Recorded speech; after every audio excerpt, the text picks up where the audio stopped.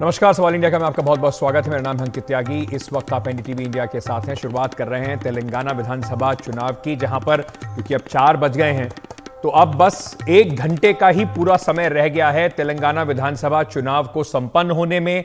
तेलंगाना में 3 बजे तक 91.9% मतदान हुआ। 119 सीटों पर इस वक्त वोट डाले जा रहे हैं। सत्ताधारी बीआरएस यानी कि भारत राष्ट्र समिति और कांग्रेस के बीच में सीधी टक्कर है। कुछ सीटों पर भारतीय जनता पार्टी ने त्रिकोणीय मुकाबला भी बना दिया है। बीआरएस के अध्यक्ष लगातार तीसरी बार तेलंगाना के मुख्यमंत्री बनने के लिए मैदान में हैं। तेलंगाना के मुख्यमंत्री केसीआर इस 2 सीटों से चुनाव लड़ रहे हैं। कांग्रेस और बीजेपी ने इस चुनाव में अपने 3 सांसदों को भी मैदान में उतारा है। तो इस बार बनेगी दोबारा तीसरी बार केसीआर सरकार या होगा बदलाव? ये एक बड़ा अहम इस वक्त का मुद्दा समझ लीजिए। इस वक्त का जो सवाल है वो यही है। 4:02 का समय हो चुका है। 58 मिनट के अंदर अंदर जो लोग मतदान केंद्र पहुंच जाएंगे वो लोग वोट डाल पाएंगे। उसके बाद 5 बजे के बाद जो बाहर रह जाएंगे उन्हें वोट डालने का तेलंगाना में मौका नहीं मिलेगा।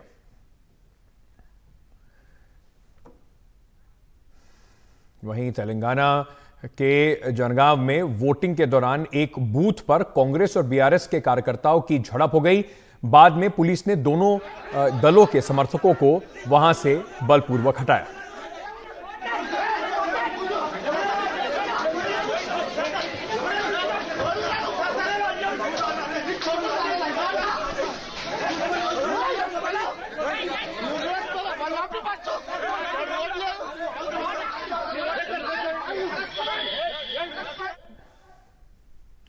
मतदान के लिए कतार में कई सारे सितारे भी नजर आए। वहीं एक तरफ हैदराबाद के जुबली हिल इलाके में जूनियर एनटीआर, अल्लू अर्जुन और चिरंजीवी भी वोट डालते नजर आए। कई सारे फिल्म सितारों ने हैदराबाद में जुबली हिल्स का जो इलाका है वहां पर मतदान कर अपना मताधिकार जो है उसका प्रयोग किया।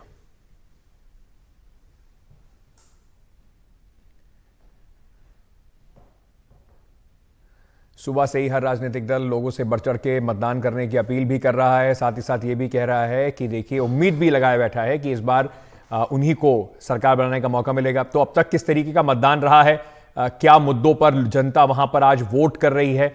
सुबह से हमारी सहयोगी उमा सुधीर लगातार लोगों से बात कर रही हैं। उमा, सबसे पहले आपने मतदान कर लिया या नहीं कर लिया, और अभी क्या हालात हैं? अभी कितना परसेंटेज मतदान हो गया है और लोग क्या कह रहे हैं? पहली तो बात तो मैं डिक्लेरेशन दे दूं कि मैंने अपना वोट कास्ट कर दिया है, अपना मतदान दे दिया है। और उसके बाद समय उसके लिए निकालना पड़ा, लेकिन हम पूरे शहर में घूम रहे हैं। हम अब सनत नगर एक कंस्टिट्यूंसी है, वहाँ पे हम है जहाँ पर से एक तलसानी श्रीनिवास यादव जो बीआरएस के मिनिस्टर है वो लड़ रहे हैं, और दूसरी तरफ है कांग्रेस की तरफ से कोटा नीलिमा है जो लोग पवन खेरा जी को पहचानते हैं, स्पोक्स पर्सन है कांग्रेस के। उनकी धर्मपत्नी है और यहाँ पे वो सोशल वर्क करती हैं, जर्नलिस्ट भी रह चुकी हैं।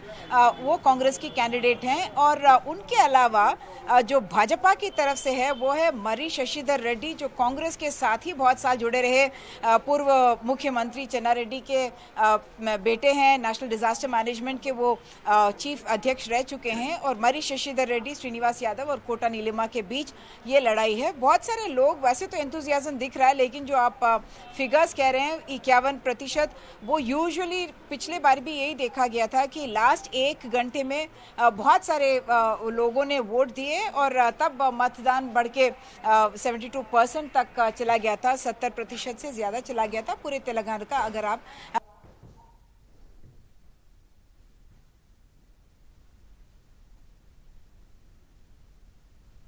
उमा, आपकी आवाज हमें नहीं आ रही है, तो जरा एक बार ये आप क्या हमें सुन पा रही हैं उमा?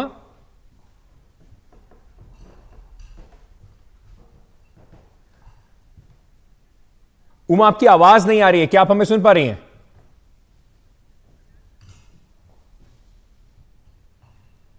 चलिए, तो उमा अपना ये जो कनेक्शन थोड़ा हमारा यहां से कटा है, उमा से कोशिश कर रही हैं दोबारा से एक बार। ओके, उमा हमारे साथ वापस है। जी उमा। ठीक है, मैं यही कह रही थी कि जो मेन इश्यूज है वो तो वही है कि क्या केसीआर तीसरी बार उनको मुख्यमंत्री बनना चाहिए कि नहीं।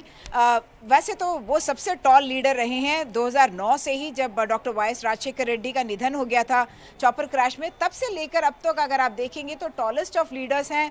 और एक तरह से लोगों को लगता है कि तेलंगाना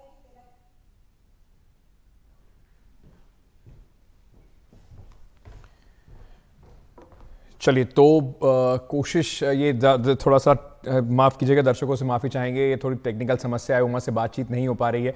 लेकिन जिस तरीके से उमा बता रही थी, बड़ी भारी मात्रा में लोग मतदान कर रहे हैं। देखना इंटरेस्टिंग होगा कि हैदराबाद में भी क्या उतना ही उत्साह लोगों ने दिखाया है, जहां पर फिल्मी सितारे भी निकल कर आए हैं। क्योंकि अक्सर हमने देखा है कि शहरी इलाकों में जो मतदान है वो उतना ज़्यादा नहीं रहता है। तो क्या इस बार हैदराबाद जो है वो बाकी जो देश के बड़े शहर हैं उनके लिए एक मिसाल कायम करेगा, ये देखना आज शाम तक काफ़ी इंटरेस्टिंग होगा। लेकिन आज जब 5 बजे मतदान खत्म हो जाएंगे तेलंगाना के, उसके बाद जो 5 राज्य 2023 में चुनाव जिनमें हुआ, जिन्हें रोड टू 2024 यानी कि रास्ता 2024 का माना जा रहा है, सेमीफाइनल कुछ लोग कह रहे हैं 2024 का, तो उसमें जो अब तक 4 राज्य हो चुके हैं और तेलंगाना, इसके एग्जिट पोल आने शुरू हो जाएंगे।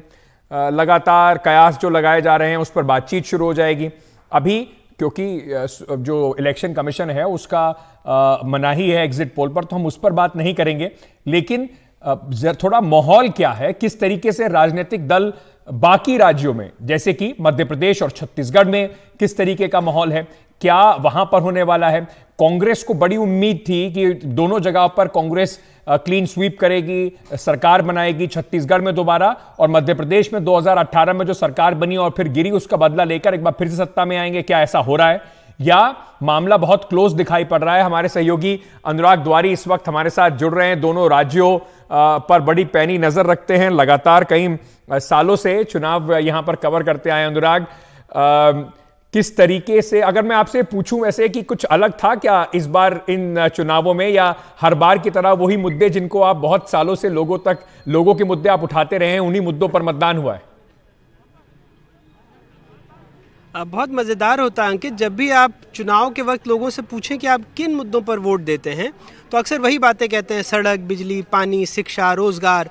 लेकिन जाने क्यों जब सरकारें बनती है और सरकारें भी जब आप उनके वचन पत्र को पढ़ेंगे तो लगेगा वाह, इससे बेहतर तो कोई बात ही नहीं हो सकती, कितनी सदी हुई बातें, कितनी अच्छी बातें। लेकिन जब सरकार बनने के बाद उनसे सवाल पूछे कि भाई साहब आपने तो वचन पत्र में ये लिखा था, फिर जवाब ये मिलता है भाई वचन पत्र तो 5 साल के लिए है। और हमने देखा है कैसे मध्य प्रदेश में 1.5 साल बाद ही सरकार गिर गई है, तो वो 5 साल के वायदे पूरे नहीं होते। बहरहाल आपका दूसरा सवाल ये था कि क्या इस बार कुछ अलग था, ऐसा कुछ भी अलग नहीं दिखा। ये ज़रूर है कि मध्य प्रदेश में पिछले 18 सालों से जो एक बार बार सवाल आता है कि एंटी इनकम्बेंसी है, तो बीजेपी कह रही है कि नहीं ये तो प्रो इनकम्बेंसी है। जो महिलाओं का वोटर प्रतिशत बढ़ा है, लेकिन वो ये बताने में भूल जाती है कि मध्य प्रदेश में वाकई महिलाओं की तादाद भी बड़ी है। तो सिर्फ ऐसा नहीं कि अगर 2% मतदान महिलाओं ने ज़्यादा किया है, तो कुल मतदाता जो महिलाओं के हैं उनमें भी लगभग उतने का इजाफा हुआ है। और 48 सीटें ऐसी भी हैं 230 में से जहां महिलाओं ने मतदान कम किया है। तो बहुत दिलचस्प चुनाव है। सब पार्टी जिसके पास भी आप बैठे, कांग्रेस इस बहुत ही उम्मीद के साथ कहती है कि उसका खाता ही 130 के पार खुलेगा। बीजेपी भी पीछे नहीं है, बीजेपी भी कहती है कि वो 130 से ज़्यादा सीटें लेकर के आएंगी। बहुमत का आंकड़ा 116 है। देखना होगा किसकी सरकार बनती है। पड़ोसी छत्तीसगढ़ में बीजेपी ने नारा दिया था, और न सहबो बदल के रहिबो, मतलब अब नहीं सहेंगे, बदल के रहेंगे। लेकिन क्या ये नारा जितना सुनने में कानों को अच्छा लगता है, जितना कर्णप्रिय है, क्या वाकई जनता के बीच और ख़ास करके मतदाताओं के बीच भी ऐसी वो जगह बना पाया है? ये भी 3 तारीख को पता लगेगा। लेकिन इतना ज़रूर है, जैसे बस्तर में जब हमने इस बार चुनाव को कवर किया तो पिछली बार जो देखा था वो समझ में आ रहा था कि इस बार कांग्रेस क्लीन स्वीप कर रही है। लेकिन कम से कम बस्तर में मैं आपको बता सकता हूँ कि मुकाबला इतना आसान सत्तारूढ़ पक्ष के लिए नहीं रहने वाला है। लेकिन क्या यही बात पूरे छत्तीसगढ़ पर लागू होती है? तो इस पर पुख्ता तौर पर फिर से कहूँगा कि जानकारी 3 तारीख को ही मिलेगी। अंकित, ये बड़ी सही बात है, 3 तारीख को ही जानकारी मिलेगी। जैसे कि हम लोग बार बार ये कहते भी रहे हैं कि 5 बजे के बाद जब आएंगे एग्जिट पोल के नतीजे आने शुरू होंगे, 5:30 बजे 6 बजे के आसपास आपको आंकड़े मिलने शुरू होंगे। जो एग्जिट पोल दिखाएगा उसे अंग्रेजी में जो कहते हैं पिंच ऑफ सॉल्ट के साथ लीजिएगा, क्योंकि वैधानिक चेतावनी हमेशा एग्जिट पोल में रहती है कि ये जरूरी नहीं है कि उतने ही सटीक हो जितना कहा जा रहा है। लेकिन अनुराग, ये बताइए दोनों ही कांग्रेस और बीजेपी दम भर रहे होंगे कि इस बार हमारी ही सरकार बनने वाली है और एग्जिट पोल के नतीजे भी कुछ ऐसे ही बताएंगे। लेकिन क्या जितना जैसे छत्तीसगढ़ में आप बता रहे थे भूपेश बघेल और अगर मैं उस तरफ बात करूं शिवराज सिंह चौहान की, क्या वो उतने ही कॉन्फिडेंट हैं या लाडली बहना ने मध्य प्रदेश में शिवराज सिंह चौहान के लिए कुछ ज्यादा बूस्ट किया है और बीजेपी जिसको कमजोर माना जा रहा था छत्तीसगढ़ में वो शायद कांटे की टक्कर देने में कम से कम कामयाब रही है छत्तीसगढ़ के अंदर? दो बातें अंकित। जब मध्य प्रदेश में चुनाव हो गया उसके तीसरे दिन मुख्यमंत्री ने बुलाया और काफ़ी देर बात की और उनकी बातों से ऐसा लगा, हम 7-8 पत्रकारों से, और उनकी बातों से अनौपचारिक तौर पर बातचीत चल रही थी, तो उसकी सारी बातें तो बताना ठीक नहीं होगा, लेकिन अपनी बातों में वो आश्वस्त लग रहे थे और ऐसा लग रहा था कि उन लोगों ने इतना काम किया है। ये ज़रूर है कि शिवराज सिंह चौहान सबसे ज़्यादा देश के मेहनती नेताओं में शुमार होते हैं। पिछले अगर 1.5 महीनों में देखें तो 165 से ज़्यादा, यानी प्रतिदिन उन्होंने 12 से 13 रैली, रोड शो, सब कुछ किया। और उसके निकटवर्ती जो कमलनाथ हैं, पीसीसी अध्यक्ष भी हैं, पूर्व मुख्यमंत्री भी हैं, कमलनाथ ने लगभग 113 रैलियां की थी। तो शिवराज सिंह चौहान अपने दम पर मध्य प्रदेश की हर सीट पर पहुंचने लगभग पहुंचे थे, अगर उस सीट पर नहीं तो उस इलाके के आसपास तो पहुंचे थे।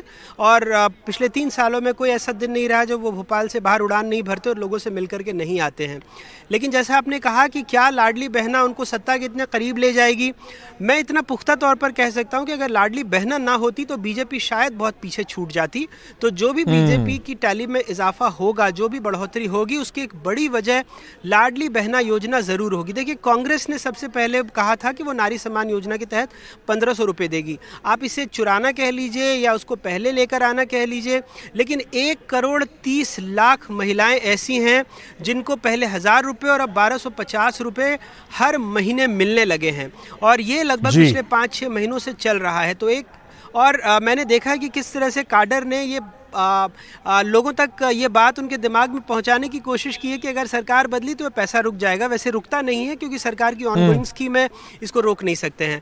तो लेकिन फिर भी एक जो होता है कि एक राजनीतिक दल का आदमी दूसरे को समझाता है कि देखो तुमने अगर किसी और को वोट दिया, अब इसका कितना फर्क पड़ेगा, क्या मतदाता ये बेवकूफ़ है या वो ये गलती करेगा कि भाई सरकार बदली तो पैसा रुक जाएगा, ये फिर 3 तारीख को पता लगेगा। लेकिन पड़ोसी छत्तीसगढ़ में भी आप देखिए कि इस योजना का इतना इम्पैक्ट था कि ठीक गृह लक्ष्मी योजना के नाम से दीपावली के दिन वहां के मुख्यमंत्री भूपेश बघेल ने कहा कि अगर हमारी सरकार सत्ता में लौटती है तो हम भी एक राशि देंगे हर महीने महिलाओं को निश्चित तौर पर। बिल्कुल सही आपने बात कही कि जहां राजनीतिक लालच ना काम करे वहां पर थोड़ा डर दिखा दीजिए कि अगर हम चले गए तो तुम्हारे साथ ये जो स्कीम है सब बंद हो जाएगी। वोटर को रिझाने के लिए, डराने के लिए कुछ भी जायज है जब चुनाव चला हुआ करते हैं। बहुत बहुत शुक्रिया अनुराग हमारे साथ जुड़ने के लिए।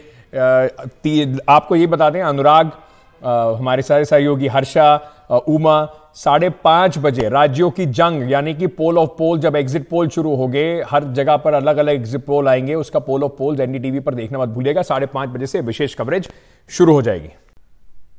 देश में प्रधानमंत्री नरेंद्र मोदी का रोजगार मेला इस वक्त चल रहा है, जहां पर 51,000 से ज्यादा युवाओं को नियुक्तियां दी जा रही हैं। इस उपलक्ष्य में प्रधानमंत्री नरेंद्र मोदी बात भी कर रहे हैं, उनके भाषण आपको सुनवाते हैं। इन्वेस्ट करती है तो बहुत स्वाभाविक है, इसको कोई नकार नहीं सकता है कि इसके कारण रोजगार के भी लाखों नए अवसर बनते हैं। 2014 के बाद से एक और बहुत बड़ा बदलाव ये भी आया है कि बरसों से अटकी भटकी लटकी परियोजनाओं को खोज करके मिशन मोड पर पूरा कराया जा रहा है। आधी अधूरी परियोजनाएं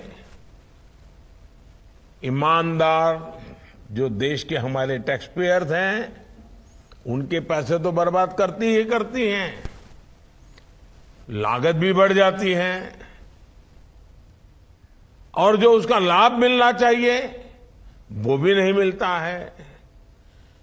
ये हमारे टैक्स पेयर्स के साथ भी बहुत बड़ी नाइंसाफी है।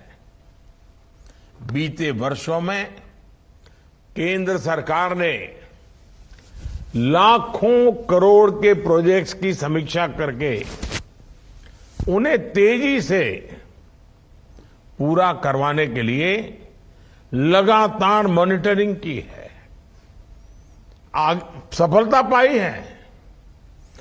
इससे भी देश के कोने कोने में रोजगार के अनेक नए अवसर बने हैं। जैसे बीदर कुलबर्गी रेलवे लाइन ऐसी एक परियोजना थी जिसे 22-23 साल पहले शुरू किया गया था, लेकिन ये प्रोजेक्ट भी अटका हुआ था, भटका हुआ था। हमने 2014 में इसे पूरा करने का संकल्प लिया और केवल 3 साल में इस परियोजना को पूरा करके दिखाया। सिक्किम के पाक्योंग एयरपोर्ट की परिकल्पना भी 2008 में की गई थी, लेकिन 2014 तक ये सिर्फ कागजों पर ही बनता रहा। 2014 के बाद इस प्रोजेक्ट से जुड़ी सारी बाधाओं को हटाकर इसे 2018 तक पूरा कर लिया गया। इसने भी रोजगार दिए। पारादीप रिफाइनरी की भी चर्चा 20-22 साल पहले शुरू हुई थी, लेकिन 2013 तक कुछ खास हुआ ही नहीं। जब हमारी सरकार आई तो हमने सभी अटके हुए, रुके हुए प्रोजेक्ट्स की तरह पारादीप रिफाइनरी को भी हाथ में लिया, उसको पूरा किया। जब इस तरह के इंफ्रास्ट्रक्चर प्रोजेक्ट पूरा होते हैं तो इससे प्रत्यक्ष रोजगार के अवसर तो बनते ही हैं, साथ ही ये रोजगार के कई अप्रत्यक्ष अवसरों को भी तैयार करते हैं। साथियों, देश में रोजगार निर्माण करने वाला एक बहुत बड़ा सेक्टर है रियल एस्टेट। ये सेक्टर जिस दिशा में जा रहा था उसमें बिल्डरों के साथ ही मध्यम वर्ग की बर्बादी तय थी। एक विशेष खबर भी आपको बता देते हैं कि अमेरिका के न्याय विभाग ने एक बयान जारी करके भारत पर अमेरिका में स्थित सिख अलगाववादी नेता गुरु पतवंत सिंह पन्नू की हत्या करने की साजिश का आरोप लगाया है। ये बयान अमेरिकी अटॉर्नी कार्यालय ने जारी किया है और इस बयान में कहा गया है कि न्यूयॉर्क शहर में एक अमेरिकी नागरिक की हत्या की नाकाम साजिश में शामिल भारतीय नागरिक निखिल गुप्ता के खिलाफ आरोप पत्र दायर किया गया है।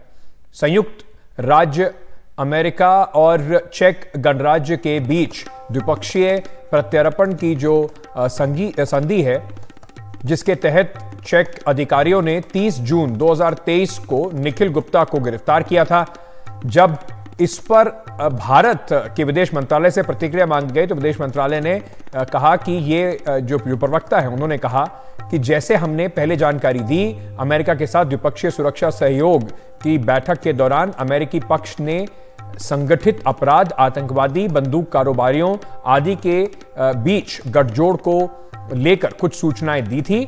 हम ऐसी सूचनाओं को गंभीरता से लेते हैं और एक उच्च स्तरीय जांच समिति इस मामले में प्रासंगिक पक्षों की जांच के लिए गठित कर दी गई है और कमेटी के नतीजों को लेकर जरूरी कार्रवाई होगी। हम ऐसे मामलों में और ज्यादा सूचना साझा नहीं कर सकते। जहां तक अमेरिकी कोर्ट के में एक शख्स के खिलाफ मुकदमे का सवाल पर उन्होंने कहा कि कथित तौर पर भारतीय अधिकारी से जोड़ा जा रहा है, यह गंभीर चिंता का विषय है। हमने कहा है और फिर दोहरा रहे हैं कि यह सरकार की नीति के खिलाफ है।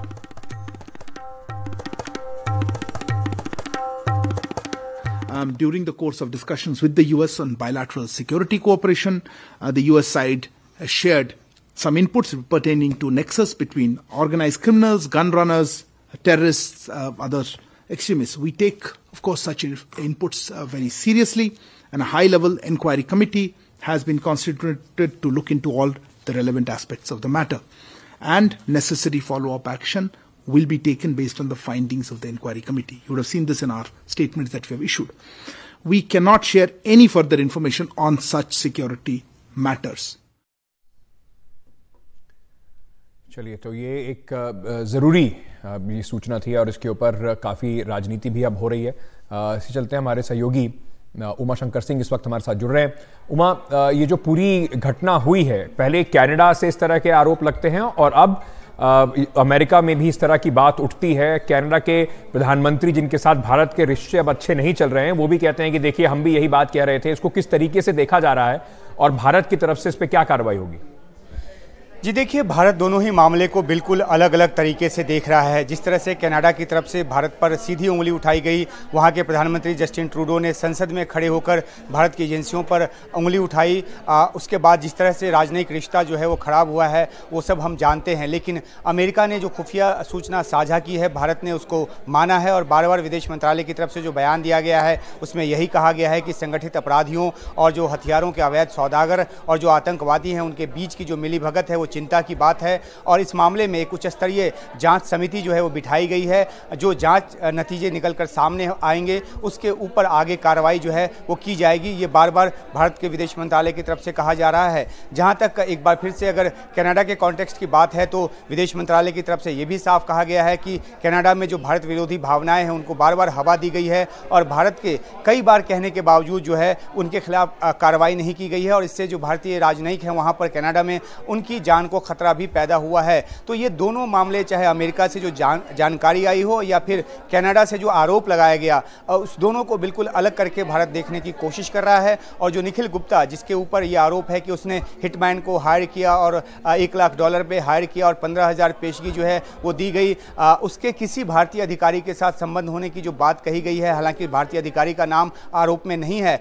इस मामले पर भी जब सवाल पूछा गया तो भारत का ये कहना है, भारतीय विदेश मंत्रालय का ये कहना है कि इस मामले में जो जांच होगी, उच्च स्तरीय जांच होगी, उसमें जो कुछ भी निकलकर सामने आएगा उस पर कार्रवाई की जाएगी। क्योंकि ये इस तरह की जो बात है, अंतर्राष्ट्रीय साजिश की जो बात है, वो एक चिंता का विषय है, न सिर्फ अमेरिका के लिए बल्कि भारत के लिए भी।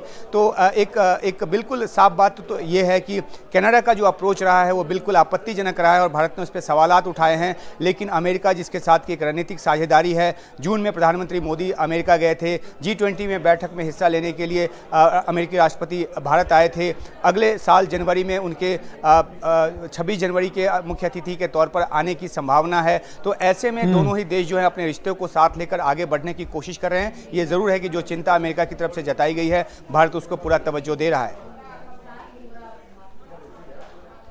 बहुत बहुत शुक्रिया उमा, हमारे साथ जुड़ने के लिए।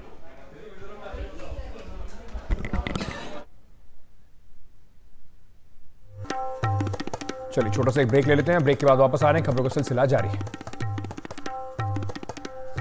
उससे पहले जाने से पहले आपको एक और महत्वपूर्ण खबर बता दें। रक्षा अधिग्रहण परिषद का एक बड़ा फैसला हुआ है। 97 तेजस फाइटर जेट की खरीद को मंजूरी दी गई है। 156 प्रचंड अटैक हेलीकॉप्टर को भी खरीदा जाएगा। इस वक्त हमारे सहयोगी राजीव रंजन हमारे साथ जुड़ रहे हैं। ये बड़ा रक्षा कहें तो इसको एक बड़ा फैसला लिया गया है। राजीव, क्या क्या इसकी प्रमुख बातें रहेंगी?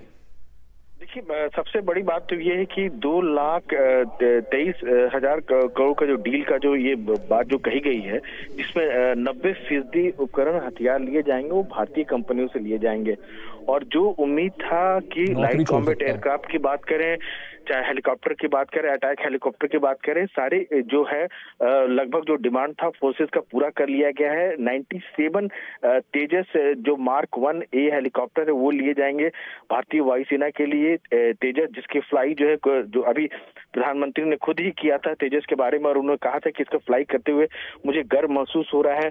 उसके अलावा light combat light attack helicopter जो प्रचंड है, थल सेना और वायुसेना दोनों के लिए लिया जाएगा। इसके अलावा जो है थल सेना के लिए टोड गन लिया जाएगा, 155 मिलीमीटर और 52 कैलिबर का होता है। तो कह सकते हैं कि आज जो सारे फैसले जो लिए गए हैं आत्मनिर्भरता को जो ध्यान में रखते हुए लिए गए हैं। और सबसे अच्छी बात यह है कि जिन भारतीय कंपनियों से आप हथियार ले रहे हैं उनका परफॉर्मेंस भी कहीं ज्यादा बेहतर रहा है, चाहे बात तेजस की हो, चाहे प्रचंड जो अटैक हेलीकॉप्टर उसकी बात हो, तो दोनों अपने परफॉर्मेंस के लेवल पर बहुत अच्छे रहे। और यही वजह है कि रक्षा मंत्रालय ने मंजूरी दी और सेना में ये जो है इसके बाद जो है अब CCS में जाएगा और उसके बाद ये हथियार जो है भारतीय सेना को मिल जाएंगे। जी, ये एक आत्मनिर्भर भारत की ओर भी एक बड़ा कदम है राजीव। कह सकते हैं कि पहले हालत ये थी कि ज्यादातर हथियार जो है विदेशों से लिया जाता था। अब जैसे फाइटर की बात करें, लड़ाकू विमान की बात करेंगे तो अब तेजस बन गया है, और तेजस जिस तरह का एयरक्राफ्ट है, हल्का और छोटा जिस तरह का एयरक्राफ्ट है, इस कैटेगरी का में दुनिया का सबसे बेहतरीन एयरक्राफ्ट माना जाता है। इसका अगर वेट की बात करेंगे तो केवल 6500 किलोग्राम का वेट है, लेकिन अगर वेपन के साथ कैरी करने की बात करेंगे तो ये 13500 कैरी तक वेट कर सकता है, कैरी कर सकता है। इसमें 9 हार्ड पॉइंट बने हुए हैं, यानी मिसाइल, रॉकेट, बॉम्ब अपने हिसाब से लेके जा सकता है। और सबसे बड़ी कि जो वायुसेना की जो जरूरतें हैं उस हिसाब से बिल्कुल परफेक्ट। और सबसे बड़ी बात है कि जब आप स्वदेशी तकनीक पर भरोसा करते तो अपने हिसाब से मॉडिफाई कर सकते हैं जो जरूरत के हिसाब से। तो ये एक बहुत अच्छी शुरुआत जिसको कह सकते हैं परफॉर्मेंस है। और जो तेजस की अगर बात करें तो तेजस न केवल हिंदुस्तान भारतीय वायुसेना के एक भविष्य की ओर से देखा जा रहा है, जो MiG-21 जो पुराने बढ़ चुके लड़ाकू विमान है उनको रिप्लेस कर रहा है। जो बाहर अगर दुनिया के कई देश जो है तेजस जैसे एयरक्राफ्ट को खरीदना चाह रहे हैं, लेकिन जो इसको बनाने वाली कंपनी है हिंदुस्तान एरोनॉटिक्स लिमिटेड, उनका ये कहना है कि जब तक पहले हम भारतीय वायुसेना की जरूरतों को पूरा करेंगे फिर उसके बाद हम दूसरे देशों की बात करेंगे। प्रचंड की ही बात करें तो प्रचंड जो अटैक हेलीकॉप्टर है वो अपनी तरह का 5.8 टन में उस कैटेगरी का दूसरा बेहतरीन अटैक हेलीकॉप्टर नहीं है। इकलौता हेलीकॉप्टर जो रेगिस्तान में भी ऑपरेट कर सकता है, सियाचिन में भी कर सकता है, पूर्वी लद्दाख में भी ऑपरेट कर सकता है। और सबसे बड़ी बात कि 16,400 फीट की ऊंचाई पर ये दुनिया का इकलौता हेलीकॉप्टर है जो उतर भी सकता है और फ्लाई भी कर सकता है, वेपन भी कैरी कर सकता है, हर तरह का दुश्मन का टैंक, बंकर जो है और एनिमी प्रिपरेशन को तबाह कर सकता है। तो जो सारी जरूरतों को मीट करने वाले ऐसे हमारे स्वदेशी हथियार हैं। बहुत बहुत शुक्रिया राजीव, हमारे साथ जुड़ने के लिए। एक बड़ा कदम जो है भारत को सुरक्षित करने के लिए ये उठाया गया है। छोटा सा ब्रेक के बाद वापस आ रहे हैं, खबरों का सिलसिला जारी है।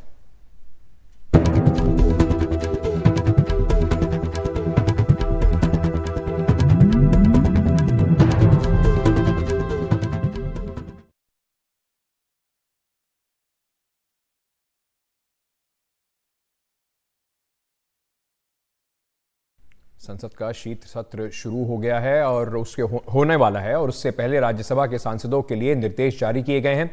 निर्देश में कहा गया है कि सदन में उठाए जाने वाले विषयों पर प्रचार जो है वो ना करें, पहले से ना बताएं।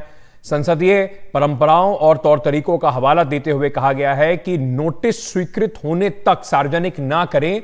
साथ ही साथ थैंक्स, थैंक यू, जय हिंद, वंदे मातरम जैसे नारे ना लगाएं। सभापति की ओर से दी गई व्यवस्था की आलोचना ना हो। सदन में तख्तियां लहराने पर रोक है। आसन को पीठ ना दिखाई जाए। सभापति के बोलने वक्त जो है सदस्य सदन ना छोड़ें। सभापति के बोलते समय सदस्य जो हैं वो सदन में शांति बनाए रखें। सदस्यों को लिखित भाषण नहीं पढ़ना चाहिए, ऐसा कहा गया है।